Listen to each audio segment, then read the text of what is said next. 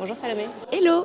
Alors, vous avez présenté hier le film Nino de Pauline Loquès à la Semaine de la Critique. Comment s'est passée cette première projection? Ouah, c'était rempli d'émotions. C'était particulier pour moi de découvrir ce film-là dans ces conditions.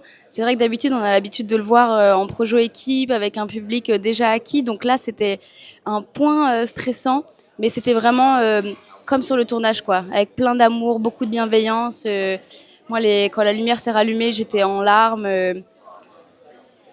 Ça m'a beaucoup remué, ouais. Et pas que moi, je pense, parce que les gens sont venus me voir à la sortie et les gens qui m'en parlaient avec les larmes aux yeux, c'était quelque chose, ouais.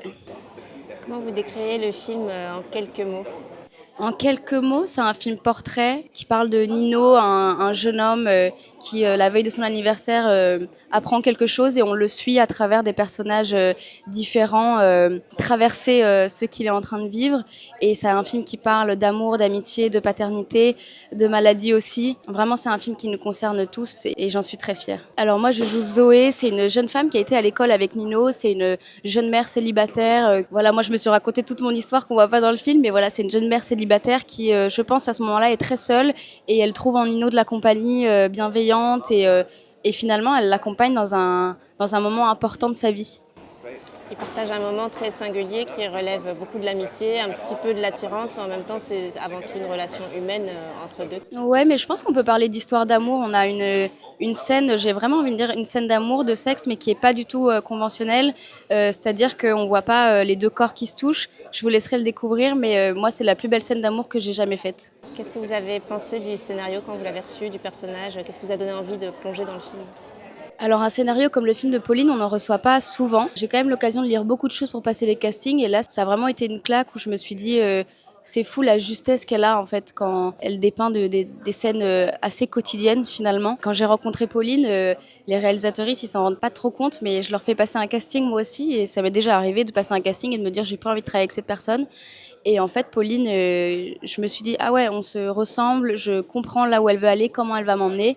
Et j'avais très envie de faire ce projet et j'ai rencontré Théodore et là, ça a été une évidence. En fait, je suis arrivée avec toute ma simplicité, j'ai pas construit de personnage, je suis arrivée comme je suis et je pense que c'est ça qui a marché. Et c'est vrai qu'en rencontrant là maintenant Pauline, en étant devenue amie, je la considère vraiment comme une amie, je me rends compte qu'on se retrouve, enfin qu'on se ressemble énormément. C'est pour ça que j'avais envie d'y aller, c'était pour elle, pour Théodore, pour le sujet, pour le film.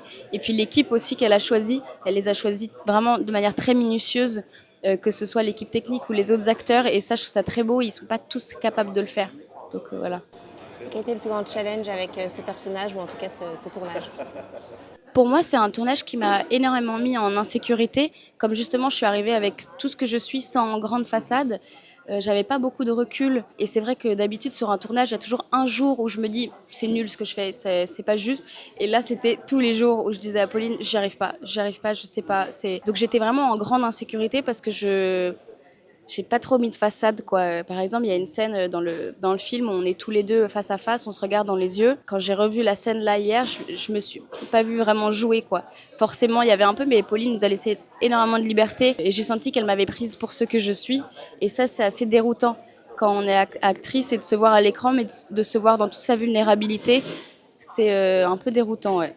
Et la séquence, qui est une longue séquence que vous partagez avec Théodore, mais que vous partagez vraiment à trois, parce qu'il y a aussi un enfant dans la séquence. C'est un huis clos, vous êtes enfermé dans un appartement. Est-ce que c'est particulièrement dur aussi de se mettre là-dedans, parce que c'est très ramassé dans le temps et un endroit très restreint? Mais justement, j'ai adoré parce que du coup, j'ai tourné ce film-là, j'avais une semaine et on a fait ça en un coup. J'ai pas fait d'aller-retour. On a commencé le tournage par cette partie-là et puis moi, je suis partie sur autre chose. C'est ça qui a, je pense, vraiment aidé à notre relation avec Dino et Zoé, ce fait d'être toute une équipe dans un petit appartement. On avait chaud. Je pense que ça a vraiment aidé. Moi, j'ai adoré cette expérience. J'ai trop envie de faire un vrai huis clos maintenant. Vous êtes au cœur d'une grande partie du film, mais il y a aussi une partie du film dans laquelle vous n'êtes pas. Qu'est-ce que vous avez pensé en tant que spectatrice du film? J'ai adoré découvrir le film parce que en fait j'ai lu le scénario évidemment plusieurs fois avant de commencer le tournage, mais dès qu'on a commencé les répétitions j'ai abandonné tout le scénario, la partie de Nino avant et après moi. Je me suis fait mon court-métrage Nino, Zoé, Solal et j'avais pas envie d'être chargée de ce que lui vivait avant pour ce qu'on avait à jouer. Et alors en tant que spectatrice, Théodore, il a une force de jeu, il m'a directement emmené avec lui. Je pense que c'est un film, même s'il n'y avait pas eu la musique ou les choses comme ça, il m'aurait transporté. Donc j'ai été bouleversée par son histoire et par cet immense acteur, quoi. Et qu'est-ce qui vous a le plus touché dans les retours du public que vous avez pu avoir jusqu'ici? C'est les gens qui m'ont fait rendre compte que ça nous concerne vraiment tous. Les gens sont venus me voir après, mais des gens, des producteurs comme des spectateurs, ils ont laissé vraiment leur casquette. À Cannes, il y a beaucoup de gens qui viennent se présenter à toi et disent voilà, je fais ceci, je fais ceci. Et là, c'était juste des gens qui ont été émus, ils pleuraient, ils me disaient que j'ai eu un cancer ou j'ai perdu mon premier amour qui a eu un cancer et ça m'a ramené au fait que maintenant je sais pourquoi je fais ce métier. J'ai eu cette année-ci un peu difficile où j'ai hésité à arrêter, où je me disais que c'était plus un métier pour moi, que c'était trop dur et que je comprenais plus le sens. Quand les gens viennent me voir et qu'ils me disent juste merci, je me dis ok, c'est pour ça en fait que je fais du cinéma. C'est la première fois que vous présentez un film au Festival de Cannes. Comment ça se passe?